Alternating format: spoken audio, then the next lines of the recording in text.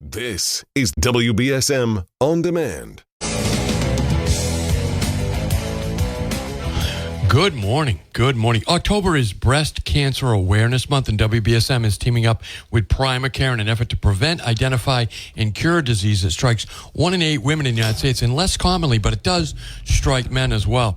A simple mammogram can be your best weapon in the fight against breast cancer, allowing for early detection and the best chances for successful treatment.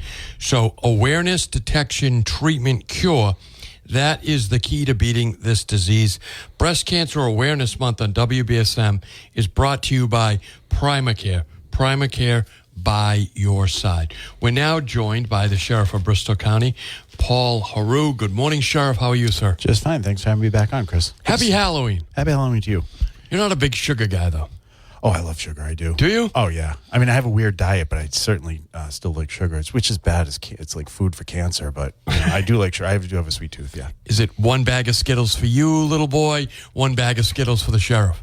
No, I just give them all out. You just give them away? Yeah. I, in fact, I won't buy sweets because then if I do, I'm going to eat the whole thing. And like, you buy a box of cookies, you can eat the whole thing in one night. Absolutely. Yeah. I'm with you, Sheriff. I'm with you. I can't. So I just don't buy the cookies. Right. Not dressed up, though.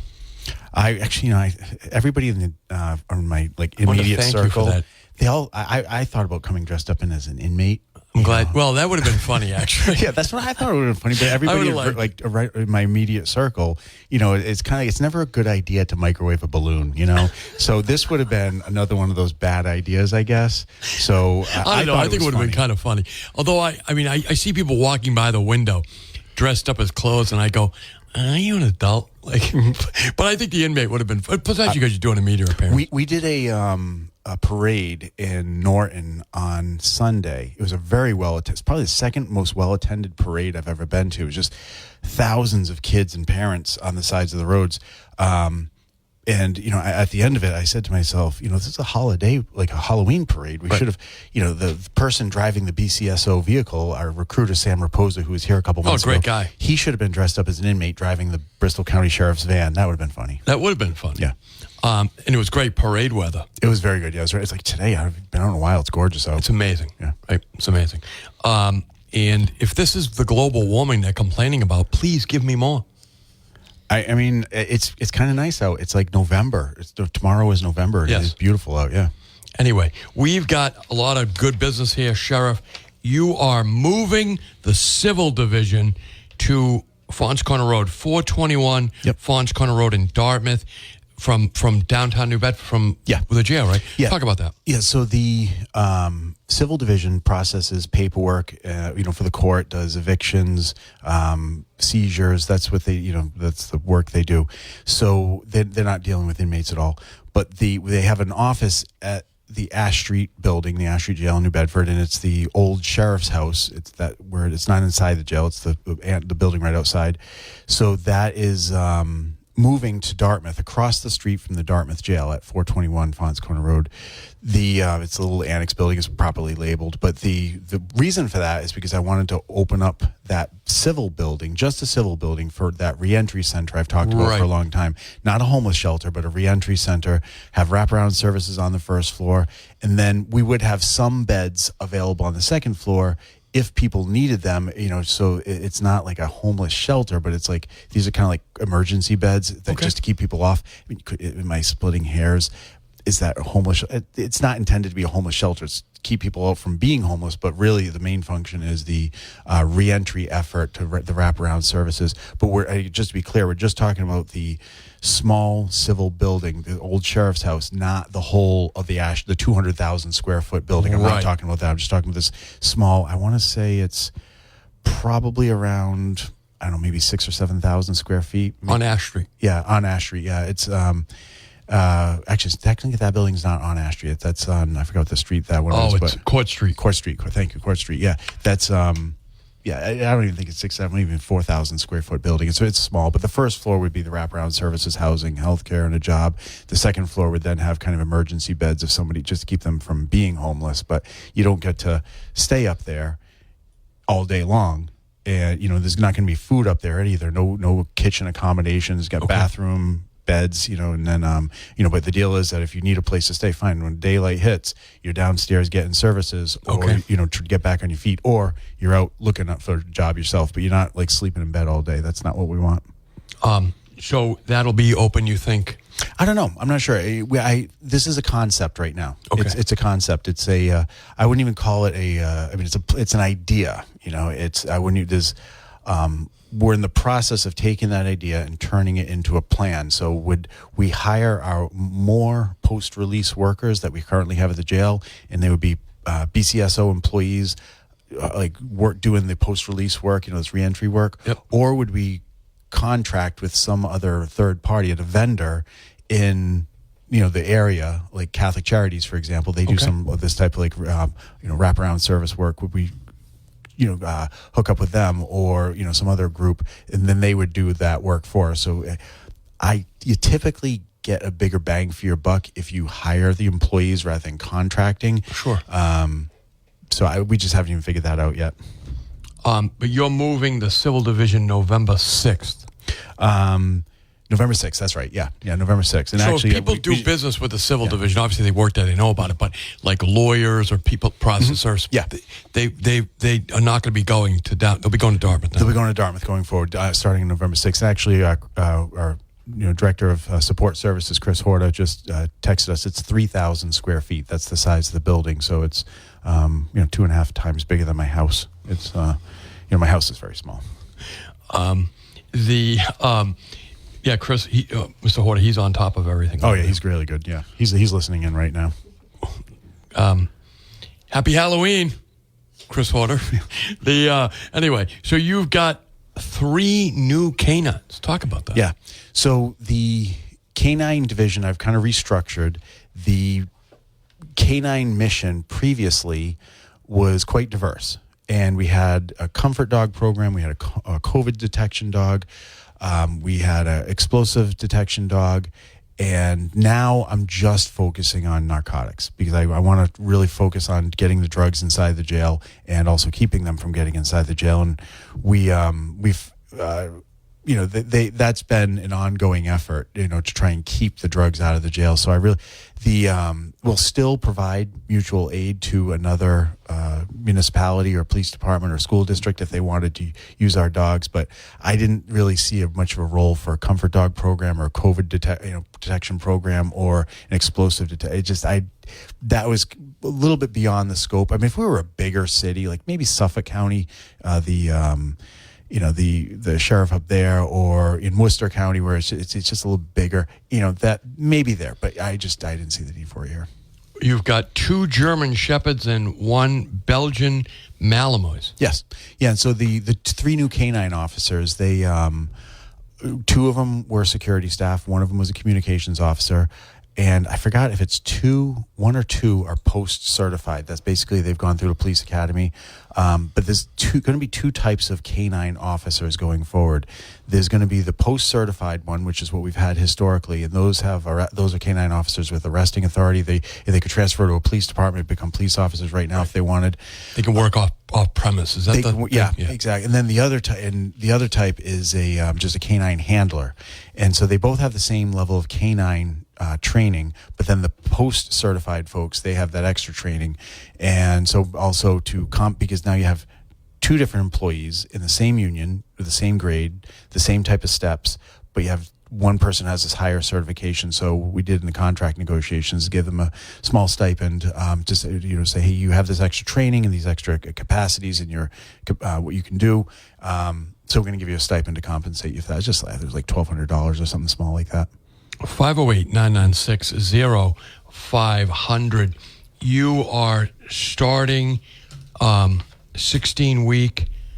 Actually, the dogs are starting, and the handlers are starting a 16-week academy this week, training in narcotic detection. That's right. Yep. And so that's something they will do, and then we'll put them online. They will be sniffing people, when they come in, whether they're visitors or inmates or staff, those are the three different types of people. We have staff that come in, both contract and workers, and then inmates that come in, and then also just like generic regular visitors, lawyers, and the family. Right. But they'll smell people and coming through, like sniffing for drugs.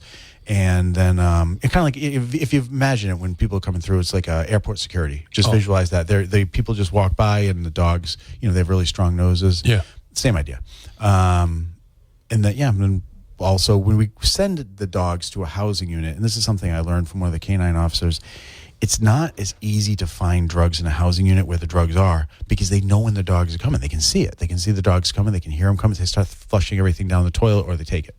But it never occurred to me. I was like, let's bring the dogs onto the housing unit. Right. But then they see them, and so we find contraband. We find other types of contraband, but we almost never find drugs on the housing unit using the dogs. There will be other times we'll just stumble across it, or doing a search. But when we bring the dogs in, but there is some value to that, though, if you think about it. If they see the dogs coming, okay, we got to get the stuff down the toilet. The stuff's gone. The stuff's gone. So they're flushing down the toilet. Right.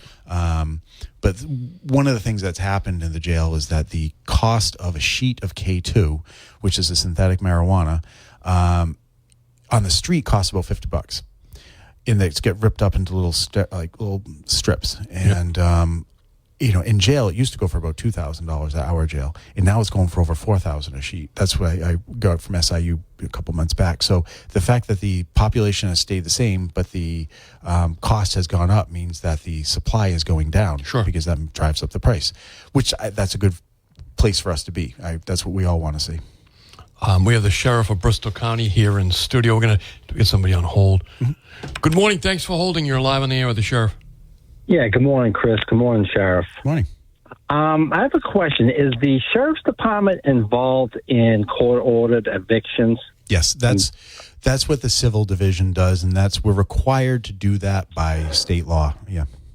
Okay, then the second part of that question is, I'm waiting for a tenant to leave this home that they're renting, and they're court ordered to leave today, October 31st. Mm-hmm. If they do not leave, what will be the next step of action, and how quick will that happen with the Sheriff's Department? So what you should do is go to the BCSO website, and on the website there's a tab that says Civil Division or Civil Process. So if you Google search Bristol County Sheriff's Office, because if you just do BCSO, you might get Barnstable County. But Bristol County Sheriff's Office homepage, there's a tab that says Civil Division or Civil Process, one or the other. Click on that. You'll have some contact info there, and then you can call the folks that the Civil Process, and they'll take you through from A to Z. They've done this many, many times. That's what they do every day. Okay, fair enough. Thank you. Yeah, thanks for the call. Thank you. Appreciate it. It is, that's a tough thing to have to do. The evictions, yeah. We, I would rather not get involved with that. Like I said, I'm really just trying to run a jail, and but there's certain things that we have to do civil process. The evictions the law requires that we do it. Right. There's I can't say, okay, I'm shutting down this unit, because then I would get hauled before a judge, and the judge would say, the law says you do this, and I then say to the judge, well, I'm not going to do it. He says, well, then you're in contempt of court. Right. We're going to put you in Martha's Vineyard jail. So that's one of those things where I have to do it. I'm required to do that. Otherwise, I would be in I'd be breaking the law, and then I'd be in contempt of court for not following it. New training academy building is now open and being used. There's going to be a formal grand opening. Talk about that, please. Yeah. So the old ICE detention center was shut down after my predecessor lost the contract, and for listeners can look up and make their own judgments. Some people say it was political that he lost the contract. Some people say it was mismanaged. I'm not going to get into which one it is. People can research it and find it out. But we had this vacant building that used to have the ICE detainees, and we didn't really have a proper training academy. We were using a garage across the street. It was loud. It had this HVAC system that would kick on, and it was drafty and cold, and it wasn't a professional learning environment for COs. We weren't giving that unit, the Correction Officer Academy, or the K9 unit, or the SRT unit, the respect they deserve. So we took this vacant building and we turned it into a proper training academy. We did it for probably less than $100,000. That was, in-house. And if we had gone out to contractor, run project, it would have cost $750,000 probably. But the K9's there now, SRT is there now, and training is in there. And we're going to do a grand opening for this just to show the public and to show the ice building back. You might remember in May of 2020, there was a lot of fanfare about what happened there, and then there was the Mara Healy report, and so this was and there was a lot of people who said, "Oh, no ICE detainees," and okay, fine, that's behind us now, but now we've done something positive with that space. And are you on my press release list? I don't even know. I'm sure I am. Okay, so if you are, you'll get an email that says, "Hey, you're welcome to come and bring a camera, and we'll show people around and talk about it, the progress that's being made." So that's one of the things that is an improvement to the jail system. Are we going to get smelled by the drug dogs? You could. That's part of the process, right? Yeah. They will be there in that building. The K9 unit is now housed in that building, as is SRT and K9 used to be in these kind of trailers, that roll off container style trailers, like a mobile home style. That were really dilapidated, falling apart, and it was just garbage. So we gave them a proper home now. 508-996-05 so I can get on the program. We have the Sheriff of Bristol County, Paul Heroux, here in studio. You've got the current academy is set to graduate at the end of November. 28 recruits? 28. We started with about, I think, 38 to 40. I say it's about because some people were supposed to start, but then they got bumped to the last one. I forgot the exact number. We basically went down about 25%, though. That's what you figure, though, right?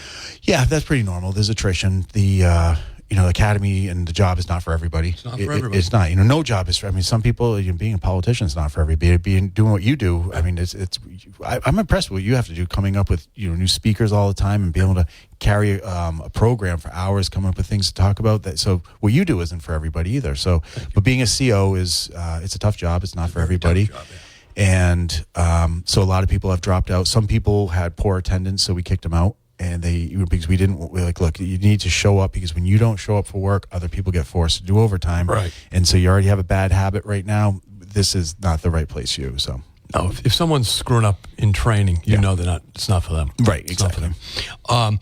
But it is a pretty good job. I know Sam Raposa was in here talking about it, from a guy who's been doing it since I think he was 19 years old. That's right. And how important it was. It's a great paycheck, vacation, all of that stuff. Talk about that, Sheriff. Yeah, the job you have job stability, job security. You're not going to, when we're always going to, this industry, sadly enough, is always going to be, part of our society. Yep. And the pay and benefits are good. They are, you can always, there's always somewhere else you can get better pay. There's always somewhere else you can get better benefits. But what I'm trying to do is make, tomorrow better than today. That's why I'm always trying to work towards something, make today better than yesterday. And, so what we're doing things with the contract, improving work conditions, the marijuana policy, which we've talked about, changing that was very popular among the CO body. And, so there's, then the job itself, it's you, like anything else, you get out of it what you put into it. It's a very negative environment, but like the saying goes, attitude is everything. If you go into work with a good attitude, you can have a bad day, but your attitude can really make a difference. So, but it is a tough job, though. Nobody disputes that, and that's one of the reasons that the people who work in corrections get Group 4 retirement, which means you can retire at 55 as opposed to 65. Right. So you're kind of credited with 10 years of service just by virtue of doing that job. So if you work 20 years, you can retire with a 50% pension at 55 years old. Whereas if you work 20 years, you have to retire at 65 to get that 50% pension. Right. So the state recognizes that, and there's growth opportunities as well for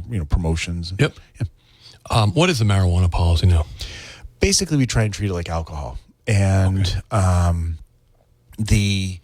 previously, if you tested positive for marijuana while you were going through the application process, you were instantly disqualified. We don't do that anymore. Okay. And if you were to, on a random drug screening, test positive for marijuana after you're a CO, we're also not going to just suddenly say, okay, you're fired. Okay. We're not going to. If you show up for work under the influence of anything, you're going to be fired. Yeah. If you, but if you were engaged in lawful recreational use of alcohol or marijuana outside in work time, then we're not going to, hold that against you. Right. That's, and I know some people say, oh my God, it's terrible. Marijuana it is against the law federally, but state it's not. It's legal. It's legal now. And I forgot I've seen a couple of arguments on Facebook, and once in a while, like, my friends, my personal friends from like grad school, once in a while, people have these little debates, and sometimes they'll chime in. I saw one recently. It was my friend of mine who lives in Provincetown, and she, is supporting the question, I think it's question 4, the legalization of the psychedelics. Yes. And somebody said, look how bad marijuana is done. And there's more people locked up because of marijuana abuse. And I would say, if you look at who's locked up for domestic violence, it's more associated with alcohol than marijuana. Okay. Drinking and driving is more associated with alcohol, that like under the influence of driving, alcohol than marijuana. I mean, like because they don't have a test for people under the influence of marijuana now, right? Not like so it'd be hard to get locked up for marijuana. Under the influence of it. Yeah, you can see if somebody took it and has smoked it in the last 30 days. But right. Yeah, under the influence at the time, there's really there's really no test. Right. Whereas if you took a shot of Jack Daniels and you go down the road, you get pulled over, they can test you for that. Yeah. So they probably, if they had a test, there'd be more people in jail for driving under the influence of marijuana. So I think so. I mean, the summertime and springtime frustrate me. Crazy. Oh, because we was driving down the road. I hate the smell of marijuana, but you're driving down the road and somebody in front of you is smoking, and actually that's driving under the influence. See, that's it's not permissible under the law. But yeah, I hate when people are driving and then I have to smell it. Because my windows are open, then I close my windows, and I don't know. So that's very frustrating. You don't want to show up to work smelling like marijuana. Oh no, I have to go home.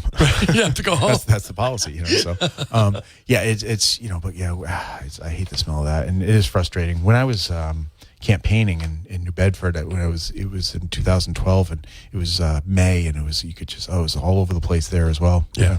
So, if they change the state law, which I think they're going to, the ballot law, so that you could consume psilocybin, what's known as magic mushrooms.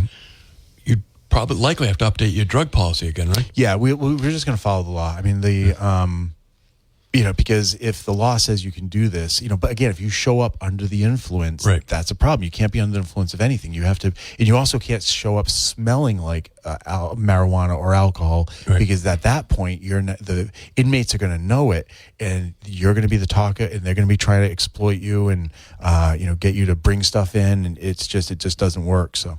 508-996-0500. We have the Sheriff, Paul Heroux, here in studio. We got a bunch of more stuff to talk about with him. Always interesting interview with the Sheriff. Stick around. We'll be right back.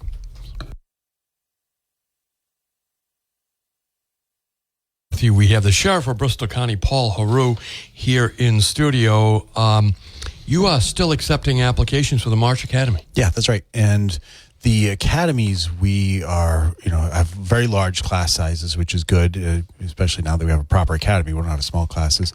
But the academy, if we can get 30, 40, 50 people in a class, there's always attrition. Oh, yeah. And, that's kind of, understood. Even after people don't finish the academy, then some people still leave the job within the first year. So that's why it's really important to have really big classes. Because, you have a big pipeline, right? Yeah. But yeah, that's more to come on that. We do have a $5,000 signing bonus, which is paid out in two $2,500 installments. It's after you graduate the academy. Like I think it's 3 months after you graduate the academy, then 12 months after you graduate the academy, you get 25 and 25. And the application, the deadline to apply to be in the academy is November 30th. So people still have time. Yeah. Yeah, best way to apply is just go to our website, and just go to the employment tab, and there's a couple different things you can do. There's a phone number to contact our recruiter, Sam Raposa, the captain, or you can just fill out an application, send it in. He's a good guy. I mean, he's a good guy. He really is. He knows that job inside and out, and I don't think you could learn from somebody better than Sam. He's got a great attitude too. He really does. That's the important. It's a tough job. It can be a really negative environment, but Sam has a very good attitude. Let me see here. So, you're still accepting applications. So the current applicant status, you've got 12 are pending results from a drug screen or a physical exam, 36 in background checks. What sort of stuff do you look into, Sheriff? So I'm glad you're reading those numbers because I wouldn't have remembered those. Hadley, my aide for the listeners, she put together a list of kind of big ticket items that we give you every time we come on. We talk about that and whatever else you want to talk about. I do all the work on my own. Sheriff. Come on. So you come up with the other big ticket items. I do. So you throw me the curveballs, which those are the fun things. But so the things they screen for is prior employment history. You have to have a high school diploma or equivalency. Okay. That's required. We're not allowed to waive that. That's required by law. Or by regulation, I should say. Law and regulation are different, but in effect, it's the same thing. We look at, did you have a history when you were working somewhere else? Do you have a history of constantly calling out sick, or your attendance, or I should say just attendance problems in general? If your previous employer says that, we're not going to take you. If you've got minor, stupid, petty crimes, we're forgiving about stuff like that, traffic stuff. If it's like a one-off, if you're constantly a menace, if the road is your demolition derby playground, that's when we're going. You might say, well, why? What if I have a problem driving? Who cares? Like, what does that have to do with corrections? The reason is because, one, it's a reflection of maturity and responsibility. But aside from that, you might need to do a hospital run where you're grabbing a van and driving an inmate to the hospital. And, that's almost not just transportation officers do that, but other people may have to do that as well. So that, your driving history, but any like drug dealing, or problems with aggression or violence, a history of that's going to be probably a disqualifier, unless it was like really, really long time ago. And then since then, you've really improved your life. But if it's in recent history, we're not gonna hire our own problems. That's a good way to put it. 38 applicants were processed, but did not meet hiring expectations. No show for an interview, no longer interested, never returned phone calls, all disqualifying backgrounds. So this process is lengthy, but I can imagine each one of those is sort of like a little bit of a test, right? Yeah. The last academy we graduated, I want to say it was like our neighborhood of around 30 people, 25 or 30, something of that magnitude. And we started with over 100 people. So it was, a very small, it was like a third of the people that actually inquired finally made it through to graduation. So it was, it's a competitive process, and people do drop out of the academy. People might think, what do I do? Just watch inmates? No, there's a lot to learn. It's a 10-week academy where you're learning, the law, you're learning about first aid, you're learning about defensive tactics, just how to interact with inmates, de-escalation, implicit bias. It's a lot of stuff that you're going over in that 10-week academy. And it's designed, I would imagine, like all academies, to weed out people who aren't suited for the job. Yeah, and that's what they do. When you go in, if you didn't have an attrition rate, there'd be something wrong with you guys. Yeah, right? It's not. The academy is stressful. It looks like a boot camp. The way they are, barking you around, like pushing you, doing like orders and everything, like pushing you mentally. That's what I mean, not like physically pushing you. They march in formation, and it looks like a boot camp. The difference is military boot camp, you get to go home at night. With this, you don't. You get. I'm sorry, I misspoke. Other way around. Military boot camp, you don't get to go home. With this, you do get to go home. Yeah. How long does the academy last? 10 weeks. 10 weeks. Yeah, it was 8 weeks when I got there, but I added a week, and then the Mass Sheriff's Association, like all the other sheriffs, they all came and agreed on additional standards that added another week to it. But if people are interested in being a corrections officer, starting pay is $60,000 plus the $5,000 hiring bonus. Yep. Full health insurance. I don't think you get a better health insurance plan really anywhere.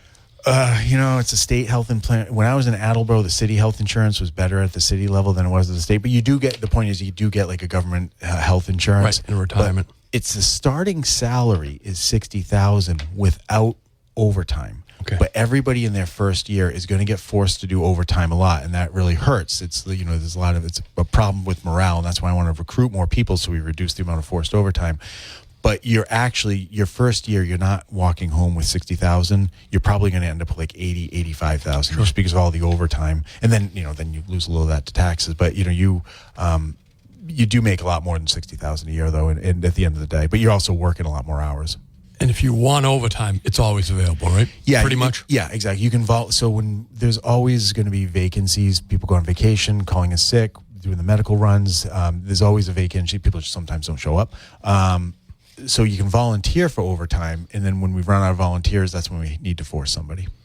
508-996-0500. Sheriff, the Patriots are playing.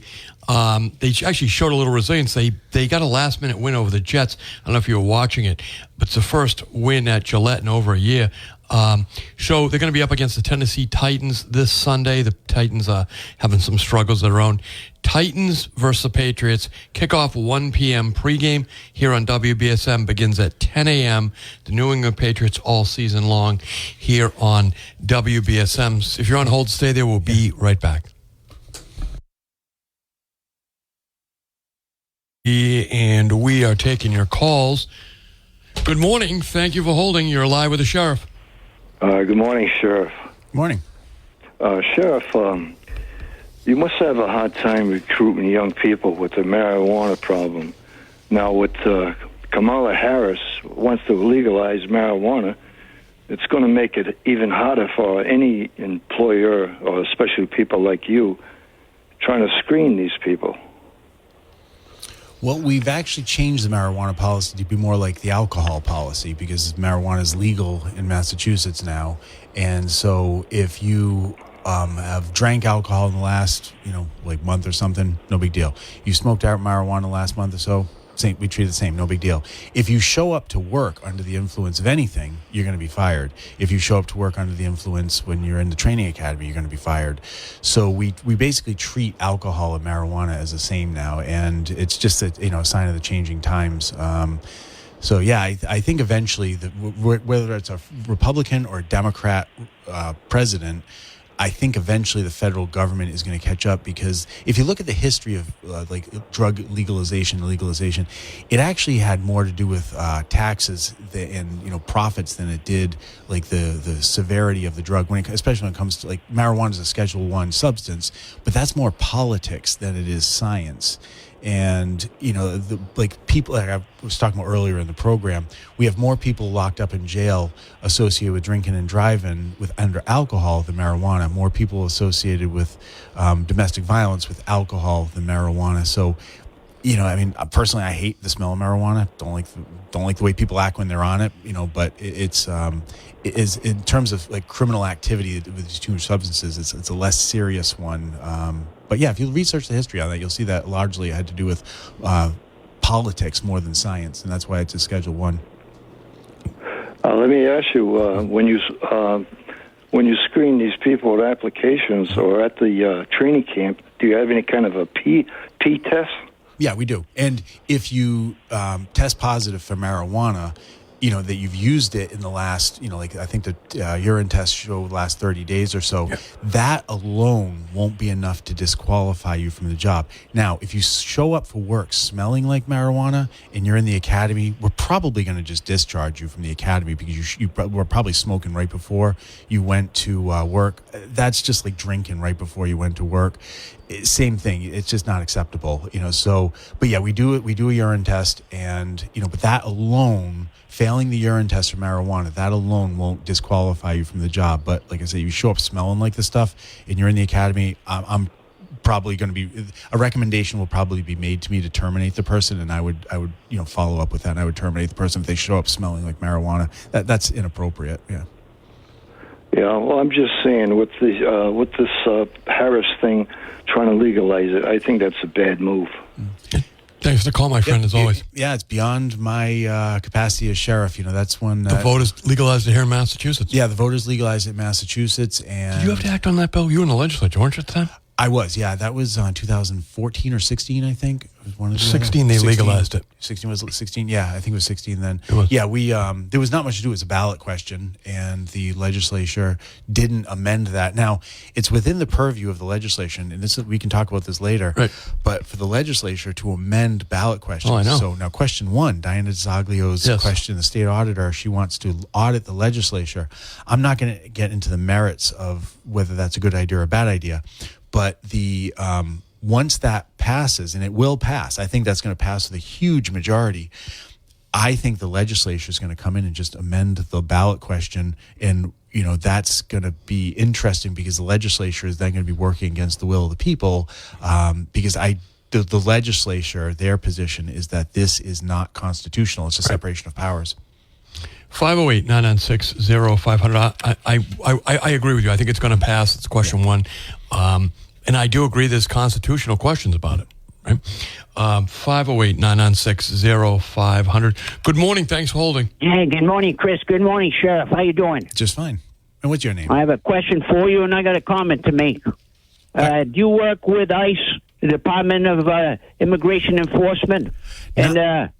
And if you do, what describe how closely you work with them? And the other thing is, every Hold time on, we just ask one question at a time. Democrats One to give question us at a time. crime statistics on how many illegal aliens are creating crimes, they never want to answer the question. I'm wondering if you can bring in your crime stats next time you come in with Chris, so we know what's going on, because Joe Biden is calling Americans who love their country, who want to keep their country safe in the future, he's calling all of us Americans garbage. What do you think about that? You think Americans are garbage? So let's do one question at a time. Let's go back to the first one. What was your first question? What was The that? first one was, do you work with ICE? Yeah, ICE. So, no, I don't work with ICE, but I give ICE whatever information they ask for. So, ICE, they have their job to do. I have my job to do.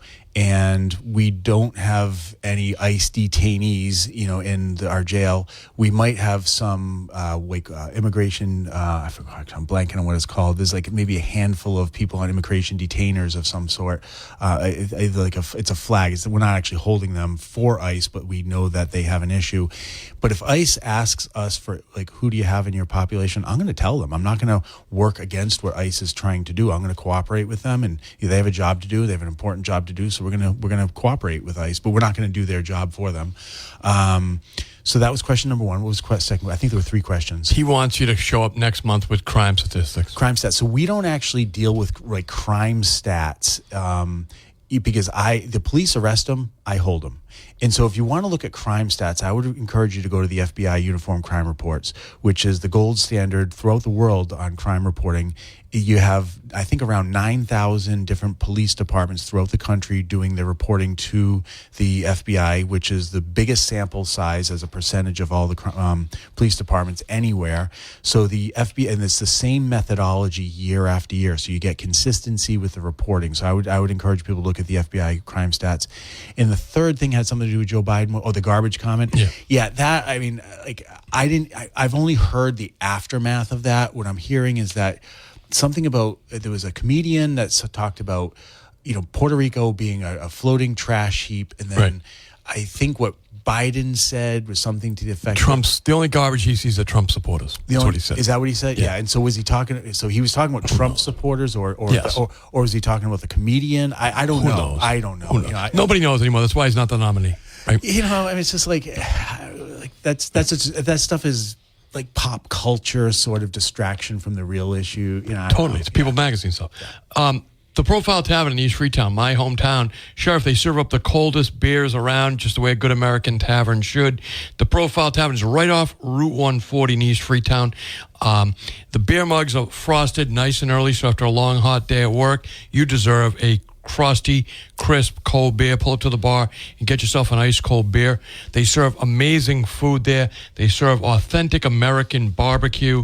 They have briskets, ribs, chicken, you name it. They fire up the smokers nice and early, guaranteeing the best slow-cooked meats to go with your ice cold beer. If you're not in the mood for a barbecue, Sheriff, you can always get a pizza. They have great pizza, bar pizza at the Profile Tavern. And they also have a regular menu as well, hamburgers, chowder, all that type of stuff. So they're open for lunch and dinner. Also have an amazing brunch on Sunday. A lot of people now are using it for political fundraisers. The Profile Tavern open for lunch and dinner, brunch on Sunday, located right off Route 140 in my hometown of East Freetown. Stick around, we'll be right back. So explain again, you're moving the civil division, so people have to go to the civil division, it's moving. Yeah, the civil process unit for evictions and stuff like that, court paperwork, that's going from the current location in Court Street in New Bedford, and it's going to be going to Dartmouth, across the street from the jail. So just don't go to New Bedford, go to Dartmouth. Yeah, and best thing you could do is also just check out the website, because we'll update the website when to give the new address when that happens, and that way it's any confusion, people can just do that. But so we haven't talked about the presidential election, though. We haven't talked about it, but you made some endorsements in the local races. You endorsed Julie Ruggiero for county commissioner. County commissioner, yep. She's been out there campaigning hard. And Adam Scanlon for re-election for state rep. He's up in North Attleboro. Okay. He's a state rep in North Attleboro, and maybe a couple others I can't remember. Pat Haddad for re-election as well. Oh, sure. Because you served with her. I did, yep. And so she's always been very good to me. So, yeah, there's a handful of them. There might be others I'm not even thinking of, but, yeah. Any predictions on the presidential race? I don't know. It's really interesting. Here's what I think. I think that I will say the Kamala campaign made a little bit of a mistake last week. They had a couple of events, and they had Bruce Springsteen and I think Beyonce. Did she already appear? Yeah. I actually think that was a little bit of a mistake to use them. Okay. Because I think it made it look like it's a party. They're having fun. Right. And for the person who's struggling, that swing voter who's not having fun, right, that's having a hard time paying their bills, and they're looking at the campaign, they might say, these guys are out of touch. And Beyonce didn't even perform. I don't know. She didn't. Yeah. Which is I thought that was really bad form. Yeah. Bruce Springsteen, at least he performed. Yeah. Yeah. But I think it was. I mean, like I said, for the folks that it's almost like you're having a party before the you won. Right. And I've talked to other people about that, and I think that was other people disagree. They said no, they're trying to reach younger voters, the people who are really hip on pop culture. You and sound stuff. like you're voting for Trump, Sheriff. Yeah, but no, I'm not. No, but no. I thought that was for those again. You need to get every vote matters right now. So I didn't like that look when I saw it. I was like, Jesus, looks like a party, and those people that are struggling, they're not feeling the party vibe right now. Giving out candy today? I am. Skittles. Little bags of Skittles. Little bags of Skittles. If you go by the sheriff's house in North Attleboro. Yep. Go by this house. He'll give you candy. If they go to the jail, do they get like a candy bar if they get arrested tonight? No. So don't get arrested. You'll get your food. You'll get your medical care if you need it. You get 3 hots in a cot. But bring your own mask though. Bring your own mask. Bring your own mask if you're getting arrested tonight, boys. Bring your own mask. Yeah, we're gonna have to take that. That'd be contraband. That'll be contraband. Sheriff, I appreciate it as always. Good to see you, Chris. Folks, stick around for Bill O'Reilly, then Barry Richard, and I'm out of here. But God willing, I'll be back tomorrow. We'll have a great program tomorrow. We'll have Joe Ferrero will be in here. He's our governance counselor, good friend of mine. He'll former chief of police in Somerset. So stick around, folks.